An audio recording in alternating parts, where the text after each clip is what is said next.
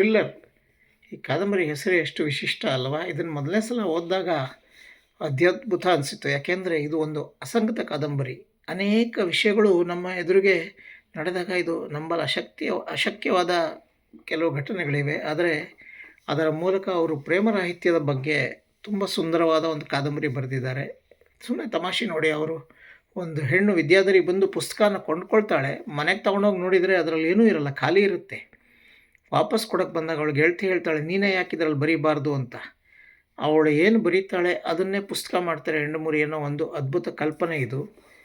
ಇದನ್ನು ಮುತ್ಯಮಂತ ಮುದ್ದು ಅಂತನೋ ಏನೋ ಒಂದು ತೆಲುಗಿನಲ್ಲಿ ಸಿನಿಮಾ ಕೂಡ ಆಯ್ತಿದ್ದು. ಆದರೆ ಇದನ್ನು ಈ ಅಸಂಗತ ಅನ್ನುವ ಈ ವಿಶೇಷತೆ ಏನಂದರೆ, ಕೆಲವು ಬಹಳ ಅದ್ಭುತವಾದ ಘಟನೆ ಇದೆ. ಅವನು ತೋಳು ಕತ್ತರಿಸ್ಕೊಂಡಿರ್ತಾನೆ.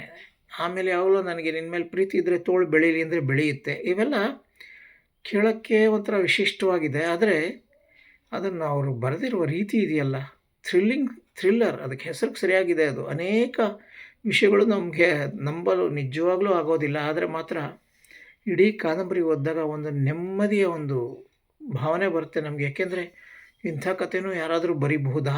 ಇಷ್ಟು ಚೆನ್ನಾಗಿದೆಯಲ್ಲ. ಯಾಕೆಂದರೆ ಅಸಂಬದ್ಧ ಅಥವಾ ಅಸಂಗತ ಬರೆಯೋದು ತುಂಬ ಕಷ್ಟ ಇದೆ. ಏಕೆಂದರೆ ಅದು ಪದಗಳನ್ನು ಮತ್ತು ಘಟನೆಗಳನ್ನು ಬ್ಯಾಲೆನ್ಸ್ ಮಾಡ್ತಾ ಹೋಗಬೇಕು. ಅನೇಕ ನಾಟಕಗಳಿವೆ. ಬ್ರೆಕ್ಟ್ ಬರೆದಿದ್ದಾನೆ ನಾಟಕ ದ ಲೆಸನ್ ಅಂತ. ಇನ್ನೂ ಅನೇಕ ಜನ ಬರೆದಿದ್ದಾರೆ. ಯಂಡಮುರಿಯವರೇ ಅನೇಕ ಅಸಂಗತ ನಾಟಕಗಳನ್ನು ಬರೆದಿದ್ದಾರೆ. ಆದರೆ ಇದು ತುಂಬಾ ಒಂದು ವಿಶಿಷ್ಟವಾದ ಪುಸ್ತಕ ಆಯಿತು. ಇದು ನಾನು ಬಹಳ ಹಿಂದೆ ಓದಿದ್ದೆ. ಆದರೆ ಅದೇ ನನಗೆ ಮತ್ತೊಮ್ಮೆ ಅನುವಾದ ಮಾಡೋಕ್ಕೆ ಸಿಗುತ್ತೆ ಅಂತ ಅಂದ್ಕೊಂಡಿರಲಿಲ್ಲ. ಇದನ್ನು ನನಗೆ ಅನುವಾದ ಮಾಡಲು ನೀಡಿದ ಸುಬ್ರಹ್ಮಣ್ಯ ಸರ್ ಅವರಿಗೆ ನನ್ನ ಕೃತಜ್ಞತೆಗಳು. ಸಾಹಿತ್ಯ ಪ್ರಕಾಶನ ಇದನ್ನು ಪ್ರಕಟಿಸಿದೆ. ನಮಸ್ಕಾರ.